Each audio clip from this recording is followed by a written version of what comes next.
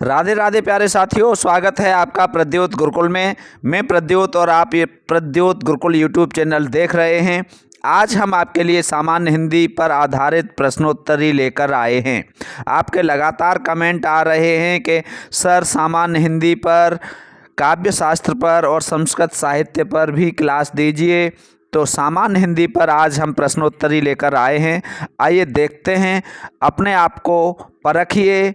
आज की ये प्रश्नोत्तरी सामान्य हिंदी की बहुत अच्छी प्रश्नोत्तरी है, जो परीक्षा के लिए बेहद खास है, बेहद महत्वपूर्ण है और हिंदी साहित्य, हिंदी व्याकरण की सभी परीक्षाओं के लिए ये बेहद महत्वपूर्ण साबित होगी। UP TET, S TET, UPSI, police, TGT, PGT, REET एवं सभी परीक्षाएं जहां हिंदी व्याकरण या सामान्य हिंदी के प्रश्न पूछे जाते हैं, उन सभी परीक्षाओं के लिए ये क्लास बहुत अच्छी साबित होने वाली है। तो सभी साथी जुड़ जाएं और अपने कापी कलम ले लें हाथ में, नोट करते चलें कौन सा प्रश्न आपका सही है, कौन से प्रश्न का उत्तर सही है और कौन से प्रश्न का उत्तर गलत है। अंत में कमेंट करके अवश्य बताइए कि आपके कितने प्रश्न सही हुए। चलिए देखते हैं। पहला प्रश्न आपको स्क्रीन पर दिख रहा है, मिलिंद का पर्याय है। मिलिंद शब्द का पर्याय पूछा जा रहा है। मिलिंद पर्याय है विष्णु का, द्विरेफ का, भेषज का या पक्षी का।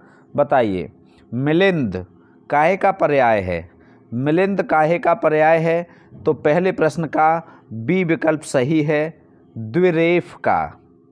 मिलिंद काहे का पर्याय है? द्विरेफ का। ठीक है, द्विरेफ, बहुत अच्छा। अब ये कहोगे, कुछ विद्यार्थी ये कहेंगे कि ये द्विरेफ क्या होता है, हमें तो मिलिंद भी नहीं पता और द्विरेफ भी नहीं पता। तो हम आपको बता दें कि ये द्विरेफ होता है षठपद। यदि षठपद भी नहीं जानते तो इसे कहते हैं मधुकर। यदि आप मधुकर भी नहीं जानते तो इसी का पर्याय होता है मधुप, और मधुप भी आपको नहीं आता तो इसका पर्याय होता है भृंग। एक इसका पर्याय होता है मधुराज, एक और पर्याय इसका होता है मधुभक्षी, और फिर एक सरल सा पर्याय इसका है अले, और सरल सा पर्याय है इसका भौरा। इसी को कहते हैं भ्रमर। ये सारे पर्याय हमने आपको भौरा के पर्याय बताए। मिलिंद भी भ्रमर का पर्याय है और द्विरेफ भी भ्रमर का पर्याय है।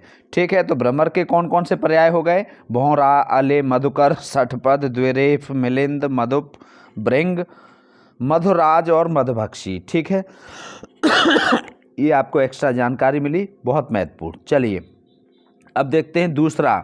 निम्नलिखित में सुमेलित नहीं है। विलोम शब्द यहाँ पर दिए हुए हैं। उन्मूलन और रोपण ये सुमेलित हैं। उन्मूलन और रोपण क्या हैं? सुमेलित हैं। उन्मूलन का अर्थ क्या होता है? जड़ से उखाड़ देना, और रोपण का अर्थ क्या होता है? लगाना या स्थापित करना। तो ये एक दूसरे के विलोम हैं। ऋत और अनृत, ये ऋत का अर्थ होता है सत्य, अनृत का अर्थ होता है झूठ। ठीक है, तो ये भी एक दूसरे के विपरीत हैं, अर्थात विलोम शब्द हैं। आर्द्र और गीला ये एक दूसरे के विलोम नहीं है। आर्द्र का और गीला का अर्थ लगभग एक जैसा ही होता है। अथ माने शुरुआत, अथ का अर्थ होता है शुरुआत, और इत का अर्थ होता है समाप्त होना। तो ये तीनों ए, बी और डी ये सुमेलित हैं, अर्थात ये विलोम शब्द हैं एक दूसरे के, लेकिन ये सी विकल्प एक दूसरे का विलोम नहीं है। तो दूसरे प्रश्न का सी विकल्प सही होगा। आइए देखते हैं तीसरा प्रश्न। कर का अर्थ है सूंड, किरण, हाथ, उपर्युक्त सभी। तो कर का अर्थ क्या है? उपर्युक्त सभी है। उपर्युक्त सभी कर के अर्थ हैं ये। कर का अर्थ सूंड भी होता है, कर का अर्थ किरण भी होता है, और कर का अर्थ हाथ भी होता है। और क्या होता है इनके अलावा? तो इनके अलावा कर का एक अर्थ होता है टैक्स भी। ठीक है, चलिए अगला प्रश्न देखते हैं। अब मोर है। मोर क्या करता है? केंकता है, पीऊ पीऊ करता है, घुघुआता है या कूजता है। बताइए। तो बहुत शानदार प्रश्न है, बहुत अच्छा प्रश्न है। मोर की बोली पूछी जा रही है यहाँ पर। मोर क्या करता है? केंकता है या पीऊ पीऊ करता है या घुघुआता है या कूजता है। तो इस चौथे प्रश्न का ए विकल्प सही है। मोर केंकता है। मोर क्या करता है? केंकता है। अब पीऊ पीऊ कौन करता है? तो ये पीऊ पीऊ है। पपीहा पीऊ पीऊ करता है। घुघुआता कौन है? तो ये घुघुआता उल्लू है। उल्लू की बोली को घुघुआता कहते हैं, ठीक है। और कूजता कौन है? तो हंस कूजता है। हंस कूजता है, उल्लू घुघुआता है, पपीहा पीऊ पीऊ करता है और मोर केंकता है, ठीक है। बहुत शानदार प्रश्न है, बहुत अच्छा। चलो 5वां प्रश्न देख लीजिए अब। तद्भव तत्सम में सुमेलित नहीं है। सुमेलित नहीं है ये पूछा जा रहा है।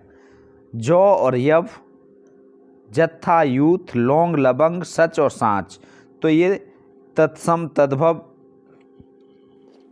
में सुमेलित है। जौ और यव तद्भव तत्सम हैं आपस में। जत्था और यूथ आपस में तद्भव तत्सम हैं। लौंग और लबंग ये भी तद्भव और तत्सम हैं। डी विकल्प सही हो जाएगा। सच और सांच ये तद्भव तत्सम नहीं हैं, ठीक है। तद्भव और तत्सम आपस में ये नहीं हैं, ठीक है। तो ये विकल्प 5 का डी सही हो जाएगा। छठा देखो, सम उपसर्ग युक्त शब्द नहीं है। सम उपसर्ग युक्त शब्द नहीं है। छठा, संकल्प, समूल, संस्कार, संज्ञा। तो संकल्प में आपको ये सम दिखाई दे रहा है, संस्कार में भी दिखाई दे रहा है और संज्ञा में भी दिखाई दे रहा है। तो समूल हो जाएगा इसका सही उत्तर। क्या हो जाएगा?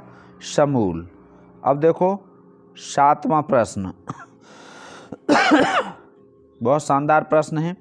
गूलर का फूल होना मुहावरे का अर्थ है। गूलर का फूल होना, इस मुहावरे का अर्थ क्या है? लाल पीला होना, विवर्ण होना, अत्यधिक सुंदर होना या दुर्लभ होना। गूलर का फूल, क्या अर्थ है इसका? 7वें प्रश्न का डी विकल्प सही है। गूलर का फूल होना, इस मुहावरे का अर्थ है दुर्लभ होना, ठीक।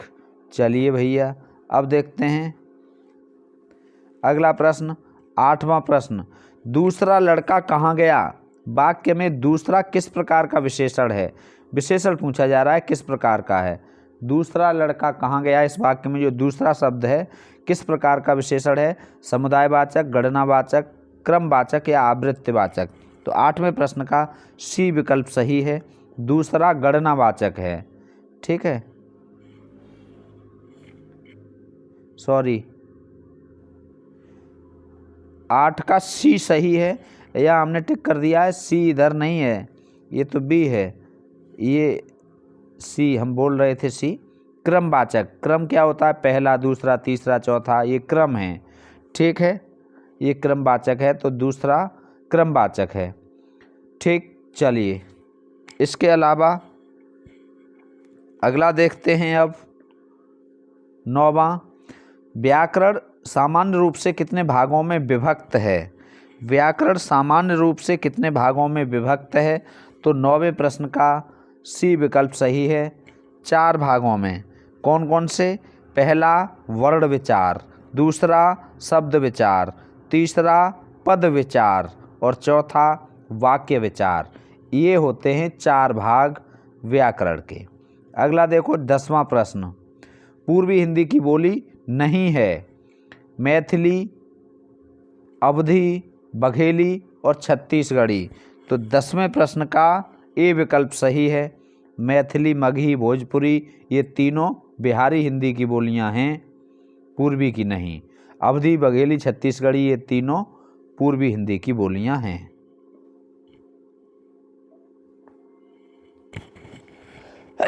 हरे श्री हरे नमः। अगला देखो 11वां प्रश्न, 4 चरण, प्रत्येक चरण में 11, 13 के विराम से 24 मात्राएं किस छंद की पहचान है? 11वां प्रश्न बहुत शानदार प्रश्न है। तो 4 चरण हों, प्रत्येक में 11, 13 के विराम से 24 मात्राएं हों, प्रत्येक चरण में 24 मात्राएं हों, ठीक है। किस छंद की पहचान है? रोला, दोहा, सोरठा, चौपाई। सभी साथी इसका उत्तर दें। कमेंट करिए किस छंद की पहचान है, कमेंट करके बताइए, ठीक है। ये प्रश्न आपके लिए है, इसका उत्तर आप दीजिए, ठीक। फिर हम कमेंट बॉक्स में सही उत्तर देंगे। अगला देखो 12वां प्रश्न, छंदों की संख्या है। छंदों की संख्या है 12वां प्रश्न कितनी है? 2, 3, 28 या अनंत। तो छंदों की संख्या अनंत है। ठीक है, यहाँ भेद नहीं पूछे जा रहे हैं, सिर्फ संख्या पूछी जा रही है। तो छंद अनेक प्रकार के हैं, कोई गिनती नहीं है, निश्चित नहीं है। कारी कूर को केला कहाँ को बैर काढ़ तेरी। पंक्ति में कौन सा अलंकार है? क क क क क क क। तो बार बार क आया है, एक ही वर्ड बार बार आया है, इसलिए वृत्ति अनुप्रास कौन सा हो जाएगा? 13 का वी। अब देखो 14वां क्या है? सपेरा में किस प्रत्यय का प्रयोग हुआ है? इस शब्द में कौन सा प्रत्यय? पेरा, रा, एरा या उक्त सभी। तो इसमें सी विकल्प सही हो जाएगा, 14 का एरा। अब देखो 15वां प्रश्न, सुमेलित नहीं है। ये साहित्य का प्रश्न आ गया। अन्या से अनन्या प्रभा खेतान का है, सुमेलित है। जूठन ओम प्रकाश वाल्मीकि की है, सुमेलित है। एक कहानी यह भी मन्नू भंडारी की है। क्या भूलूं क्या याद करूं, ये सुमेलित नहीं है। तो डी विकल्प सही हो जाएगा 15 का। ठीक है, किनकी है? हरिवंश राय बच्चन की, इनकी नहीं है। 16वां, निम्नलिखित व्यंजनों में तालव्य व अल्प प्राण है। जो तालव्य भी हो और अल्प प्राण भी हो। इच ऐसा नाम तालु, च वर्ग तालव्य में आता है। अब च वर्ग के वर्ड कौन से हैं? द तो है नहीं, और ड भी नहीं है, ग भी नहीं है, तो सी हो जाएगा। 16 का कौन सा हो जाएगा? सी। ये तालव्य भी है और अल्प प्राण भी है। वाच्य के कितने भेद हैं? बहुत पूछा जाता है। तो वाच्य के 3 भेद होते हैं। कौन कौन से? कर्तृवाच्य, कर्मवाच्य और भाववाच्य। तो आप आ गए, इस वाक्य में निपात क्या है? तो आप आ गए। कौन सा शब्द निपात है? तो 18वें प्रश्न का ए विकल्प सही है, तो निपात है। निपात क्या है इसमें? तो। अगला है अंधा युग के रचयिता हैं। तो 19वें प्रश्न का ए विकल्प सही है। अंधा युग के रचयिता कौन हैं? आप सब जानते हैं, डॉक्टर धर्मवीर भारती। सेना का वह भाग जो सबसे आगे रहता है के लिए एक शब्द बताइए। सेना का वह भाग जो सबसे आगे रहता है, इसके लिए एक शब्द कौन सा है? तो 20वें प्रश्न का ए विकल्प सही है, हरावल। कौन सा? हरावल। अपस्मार क्या है? बहुत आता है। अपस्मार क्या है? अनुभाव, विभाव, संचारी भाव या स्थायी भाव। तो इस 21वें प्रश्न का सी विकल्प सही है, अपस्मार होता है संचारी भाव। ठीक है, तो ये आज की शानदार क्लास इतनी ही। इसमें आज हमने आपको 21 महत्वपूर्ण प्रश्न बताए। ये बहुत महत्वपूर्ण प्रश्न हैं, इन प्रश्नों को आप नोट कर लीजिए। इन 21 प्रश्नों में से आपके कितने सही हैं ये भी बताइए। और 11वें प्रश्न का उत्तर क्या है ये भी बताइए। यदि आप चैनल पर पहली बार आए हैं तो यूट्यूब चैनल को इसको सब्सक्राइब कर लीजिए, जिससे कि आपको ऐसी ही शानदार, जिसमें आपको अच्छा कंटेंट मिलेगा, वीडियो आपको समय से मिलती रहें। आज की क्लास आपके लिए लाभकारी साबित होगी, इसी उम्मीद और आशा के साथ आपसे विदा लेता हूँ। फिर मिलूँगा एक नई क्लास में, तब तक राधे राधे।